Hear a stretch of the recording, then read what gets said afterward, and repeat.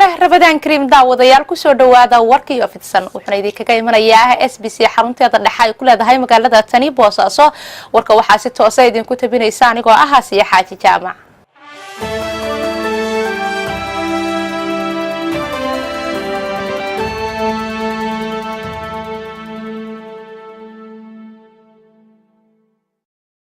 aan ku bilaabay dawladda Soomaaliya ayaa dalka dib ugu soo celisay 35 muwaadiniin Soomaaliyeed oo ku xirnaa dalkaasi Kenya waxaana la socday qusulka safaaradda Soomaaliya ee Kenya haddaba faafahinta qodobkaasi waxa siyaanba qaadaya wariyahayaga Cabdirashiid Maxamed Sandere dawladda Soomaaliya ayaa maanta waxay garoonka Aadan Cabdulle Cusmaan ee magaalada Muqdisho ka soo dejisay maxaabiis laga keenay dalka Kenya maxaabiistaas oo tir ahaan gaarayay ilaa 35 ruux ayaa laga keenay dalka Kenya waxay iskugu jireen dhalinyaro caruur iyo dumar mas'uuliyiin ka tirsan dawladda Soomaaliya ayaa waxa ku soo dhaweeyay garoonka Aadan Cabdulle Cusmaan Aadan Cadde maxaabiistan laga soo deeyay dalka Kenya maxaabiistan ayaa waxa ay la sheegay inay ku eedeysnaayeen falal ay qayb ka tahay tahriibnimo ee rabeen inay kaga baxaan dalka Kenya sidoo kale maxaabiistan ayaa la sheegay muddada ay xirneed inay ahayd 1 sano waxayna xabsiga kala kulmeen dhibaatooyin badan ku soo laabashada dalkooda hooyo ayaa maxaabiistan waxa ay sheegeen inay u leedahay muhiimad gaar ah waxayna dawladda Soomaaliya ay ka codsadeen inay u sameyso shaqo abuur haddaba waatan mid kamid ah maamooyinka maxaabiista ah oo maanta dalka dib ugu soo laabatay oo dareenkeeda cabiraysa bismillaahir rahmaanir rahiim waadin salaamaya 114 dawladeena wanaagsan waa noo soo tarxiilay wadankeena loogu soo celiyay sharci la'aan loogu soo tarxiilay haddana dawladda wanaagsan waxa uga baxana sharafta leh waxa uga baahana inay Kismaayo ugu celiyaan Kismaayo ugu dajiyaan dhahna wayna diideen وإلا حمر هذين جينا وفرماجة هذين صوتوا سينا دهن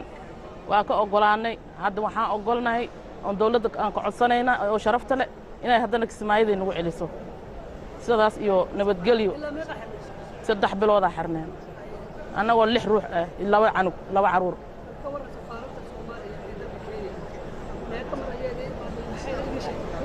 وح أي نوع شيء ملا سي جرو نوقف فلان marwal way noo imaanayaan marwal way noo imaadeen waxayna dhahayaan buunshada cuna waxaan cuna ayaga kuwa oo adoomayda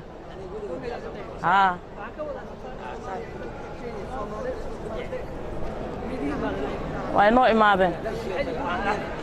wax kale oo noo dhaheen malaha waxayna dhaheen wadankiina ladinku celinaya waana dhibteen Soomaali idinka socod ma dhaafaysi wadankiina ladinku celinaa hadda kadib ninkii soo galo inay oo xabsi daain aan dhigayn ilaa umrigiisa ogaanteeda lahaad mar dambe ha soo galina bismillaahir rahmaanir rahiim assalaamu alaykum wa rahmatullaahi ta'ala wa barakaatuh waxaan ku bilaabayaa alxamdu shukr almulku dawladii oo aan u mahad celinaa oo inta keentay oo Kenya naga soo qaaday inta keentay aan u mahad celinaa ilaa mahad iskale waan ku faraxsanahay in dalkay hooyay ii soo celiyay alxamdu shukr almulku dhalinyarada Soomaaliyeed waxa oo baaqay qofka dulmi maxaabiistan maanta dalka dib ugu soo laabatay oo tiradooda gaaraysay 35 ruux ayaa waxa ay yihiin maxaabiistii ugu horeysay ee sanadkan la soo gaarsiiyay gudaha magaalada Muqdisho Cabdirashiid Sandere raadiyaha telefishinka SBC Muqdisho